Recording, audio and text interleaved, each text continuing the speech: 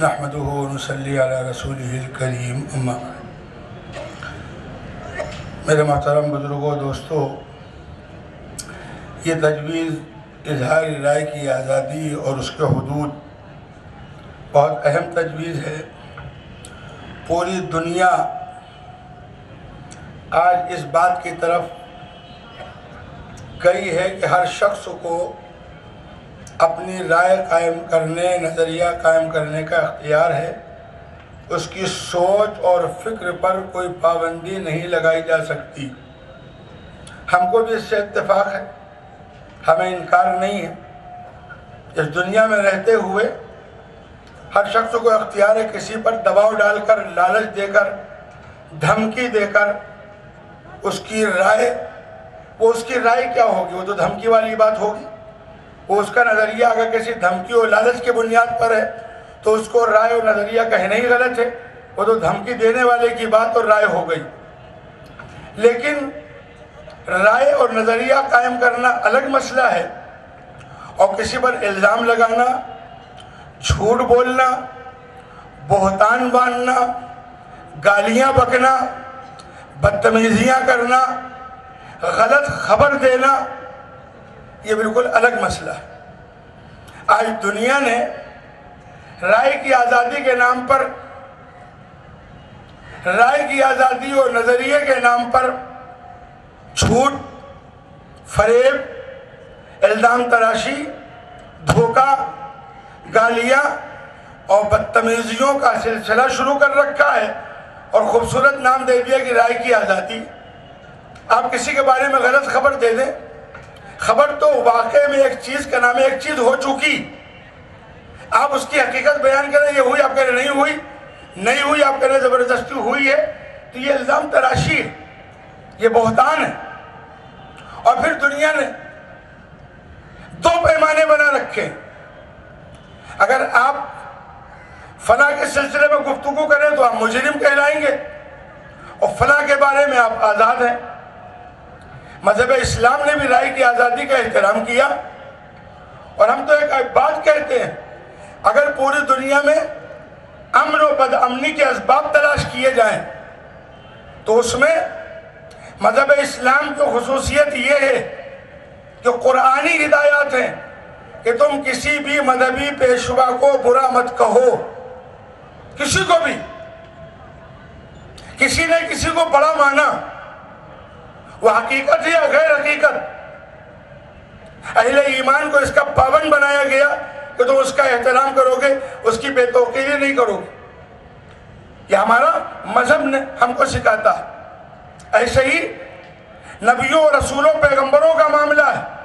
سیدنا حضرت عیسیٰ علیہ السلام ہے، حضرت موسیٰ علیہ السلام ہے، صحابہ اکرام ہیں، ان کی بڑی شخصیات ہیں، حضرات اہل بیت ہیں۔ ہم کسی کی ادنا گستاخی کر کے اپنا ایمان گما بیٹھیں گے؟ اگر آج ہم حضرت محمد صلی اللہ علیہ وسلم کی تعریف کریں اور حضرت عیسیٰ علیہ السلام کی توہین کر دیں، ہم مسلمان بچیں گے نہیں؟ دنیا کا ہر مفتی کہے گا اسلام سے باہر ہو گیا۔ تو ہم تو دنیا میں امن کے علمبردار ہیں، ہم سب کی عزت سکھاتے ہیں۔ وہ لوگ جو کسی کی عزت پر تو قانون بناتے ہیں کہ اگر ان کی توہین کی تو تم مجرم کہلاؤ گے، اور لاکھوں کروڑوں اربوں انسان جن سے اپنے قلب سے وابستہ ہیں ان کی توہین کرتے ہیں اور کہتے ہیں رائے کی آزادی ہے۔ یہ دو رخی دنیا میں چلنے والی نہیں۔ اس لیے فرق سمجھ لیجئے۔ میں الفاظ پڑھنے جا رہا ہوں۔ جمعیت علماء دنیا والوں سے یہ مطالبہ کرتی ہے کہ رائے کی آزادی کہاں تک ہے؟ آدمی اسی وقت تک آزاد ہے جب تک کسی دوسرے کی آزادی میں دخل نہ دے۔ اگر کسی نے دوسرے کی آزادی میں دخل دیا تو پھر رائے کی آزادی نہیں، وہ مداخلت ہو گئی، وہ کسی کی آزادی کو دبانا ہو گیا۔ دنیا رائے کی آزادی، انسان کے اپنے جذبات کی آزادی میں دو رخی کا شکار ہے۔ میں مختصر بات کروں، فرانس کو لے لیجئے، برقعے پر پابندی ہے، ننگے رہنے پر آزادی ہے۔ تو ننگے رہنے پر آپ نے آزادی دی تو برقعے کی آزادی دیجئے، آدمی کو اپنا اختیار دیجئے، وہ کیا پسند کرتا ہے۔ اگر وہ پردے میں رہنا چاہتا ہے تو پردے میں رہنا دیجئے، اور اگر وہ ننگا رہنا چاہتا ہے تو آپ اپنا قانون بنائیے کہ ننگے رہو، کسی پر جبر نہیں ہوگا۔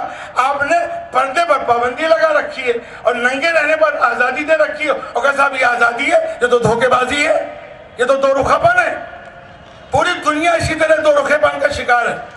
تو اس لیے رائے کی آزادی کا ہم احترام کرتے ہیں، لیکن دنیا سے کہتے ہیں اس کی حد طے کرو کہ رائے کی آزادی کا مطلب کیا ہے۔ غلط خبر دینا، افواہ پھیلانا، جھوٹ بولنا، الزام لگانا، گالیاں بکنا، بدتمیزیاں کرنا، کسی اہم شخصیت کی توہین و تنقیص کرنا، یہ رائے کی آزادی نہیں ہے، یہ شرارت ہے، یہ دنیا کے امن کو برباد کرنے والی چیز ہے۔ اس پس منظر میں یہ رائے کی آزادی کے حوالے سے تجویز آ رہی ہے آپ کے سامنے، اس کو غور سے سنیے۔ نظریہ قائم کرنا، رائے قائم کرنا الگ مسئلہ ہے، اور جھوٹی الزامات لگا کر جھوٹی خبر اڑانا اور بدتمیزیاں کرنا یہ رائے کی آزادی نہیں ہے۔ اسی لیے جمعیت علماء مطالبہ کر رہی ہے دنیا سے کہ حد طے کرو کہ رائے کی آزادی کا حدود کیا ہے۔